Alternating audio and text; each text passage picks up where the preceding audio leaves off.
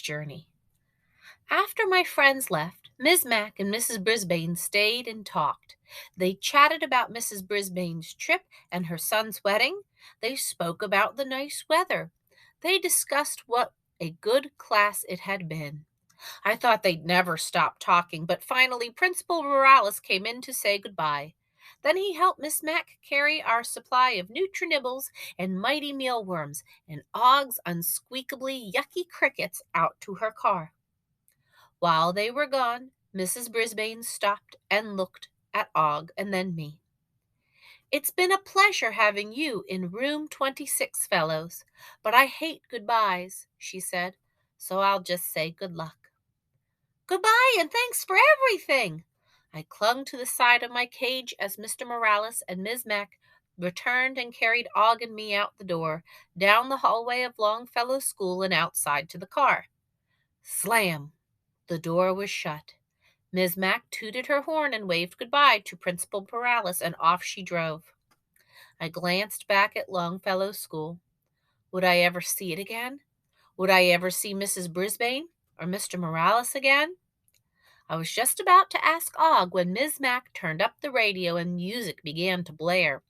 The windows were open, the music was jazzy, and we were on our way somewhere. At least I knew that life with Miss Mack was never boring. I was a little disappointed over the next 2 weeks because although it was nice to be with Miss Mack again, our lives weren't really that exciting. Miss Mack liked to cook, and the apartment always smelled of yummy, yummy, yummy things. She had a lot of friends over, and they ate the yummy food, and they listened to loud music, and sometimes Miss Mack played the bongo drums. To my surprise, Og liked the boing boing along with the bongos. Still, I have to admit, I missed Mrs. Brisbane and my friends in room 26. Nobody called me Humphrey Dumpty the way AJ did. No one spoke softly and sweetly to me as Saya, and no one giggled like good old Gail. I was beginning to think my life was going to be an endless round of bongos and boing boings when one day Ms. Mack got out a large suitcase. Og, I called to my neighbor, whose tank was next to my cage on Ms. Mack's coffee table. I think she's leaving again. I hope she's not going back to Brazil. Og splashed madly. Boing, boing! I could tell that he had come to love Miss Mack as much as I did. Calm down, guys, Ms. Mack said.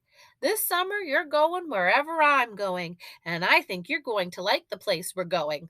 A lot. Did you hear that, Og? I was almost crazy with delight. I started spinning my wheel at warp speed. We're going with her! Boing, boing, boing, boing, Og twanged. Even though I had no idea where we were going, I was unsqueakably happy that Og and I were included. Of course, we'll have to drive a long way, Ms. Mack continued, and you'll be in very unfamiliar territory. In fact, it will be just a little bit wild. As soon as she said wild, I stopped spinning, which is never a good idea because I tumbled off the wheel and landed in a soft pile of bedding a little closer to my poo corner than I like. I thought about what I'd seen in the library just a few weeks earlier. Fierce animals with sharp teeth and sharp claws. They were marvelous beasts, but somehow I knew they wouldn't be friendly to small furry creatures like me or small green furless creatures like Og. Especially at dinner time, if you get my drift.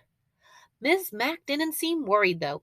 She was too busy washing clothes and sewing little labels into them. She packed her clothes and got more food and supplies for Og and me. We won't be near a town, she explained. I bet you guys will like getting out in nature as much as I will. Wait, I squeaked. Exactly what do you mean by getting out in nature, I asked. Because the only time I'd been out in nature, AJ's backyard, I was inside my hamster ball, and even so, something bad almost happened to me. The call of the wild must be answered, Ms. Mack laughed. Then she closed her suitcase and zipped it. We'll leave first thing in the morning. I had to spin on my wheel for a long time that night, trying to get the thought of lions and tigers out of my head. And I tried to tell myself that Miss Mack was a wonderful human who loved me.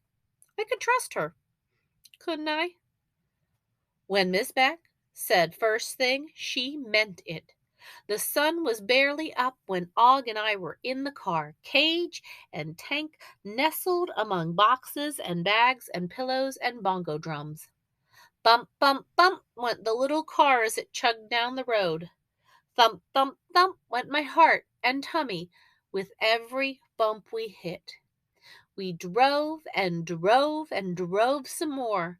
I couldn't see out the window, so I didn't know if there were any gorillas or lions around. I believe lions can make a lot of noise, but even if they were roaring right next to the car, I wouldn't have heard them because Miss Mac had loud music playing. But after several hours, the tummy thumping bump, bump, bumps became slower bumpity bumps, and I knew we had turned off the main road. Miss Mac turned off her music. Ah, there's the sign, she said. We're almost there. I crossed my paws, and I hoped that that was good news. When you are a small creature who can't see out of car windows, you learn to listen for clues. Here's what I heard as the car slowed down. A crunching sound beneath the wheels, which meant we weren't on a paved road anymore. More and more bumps. Birds chirping. Buzzy sounds. Here's what I didn't hear. Other cars whizzing by. City noises. People. Then I heard Miss Mac say, "Oh, wow." The car stopped. She opened the door and told Og and me that she'd be right back. The windows were open and a nice breeze drifted in. I didn't smell chalk and erasers and markers and paper bag lunches like I had in room 26. I smelled grass and trees and things I couldn't even name. "Can you see anything, Og?" I asked my friend. No answer. Maybe the car ride had upset his tummy. He looked a little greener than usual. I tried to concentrate on the sounds of the birds singing and the buzzy things. Then I heard other noises too. Skitter, skitter, skitter. Scritch, scritch, scritch. That sounded like small creatures scurrying about, and I wondered if there were other hamsters around. Then I heard footsteps. Not Miss Mac's footsteps, though. These were clumpity clump clump steps. Miss Mac would never clumpity clump. Suddenly, a man's big red face with bright red hair under a red and white baseball cap popped in through the open door. "Well, who do we have here?" Goodness, his voice was almost as loud as Lower Your Voice AJ's. "I'm Humphrey," I squeaked back. "Who are you?" "Yoo-hoo!" Mrs. Mac called in the distance. The man's face disappeared. "Hello!" his voice boomed out again. "Hi, Mr. Holloway," I heard Miss Mac say. "I was just up at the office looking for you. I'm Morgan McNamara." Oops, I forgot that Miss Mac had a longer name. "I remember you from your interview. Call me Hap," the man replied, "and welcome to Happy Hollow." "Did you hear that, Og? We're in a place called Happy Hollow," I squeaked to my friend. "That's a nice name. It must be a nice place." "Boing," Og replied. Then I heard Hap Holloway say, "I see you brought your friends along." "Yes, the hamster and frog, as we discussed," Miss Mac answered. "That's us," I told Og. "Great. Why don't you get unpacked and then come on up and we'll get you organized. You'll be in Robin's Nest tonight, just up on the hill on the right. It's all clean and aired out." Miss Mac hopped back in the car and drove up the hill. I was unsqueakably excited. Were we really sleeping in a bird's nest? Would we be up in a tree? Would robins actually be there? And would small furry hamsters be welcome? Room 26 seemed far, far, far away. Note to self: no matter what you think humans have planned, they'll always surprise you, like it or not.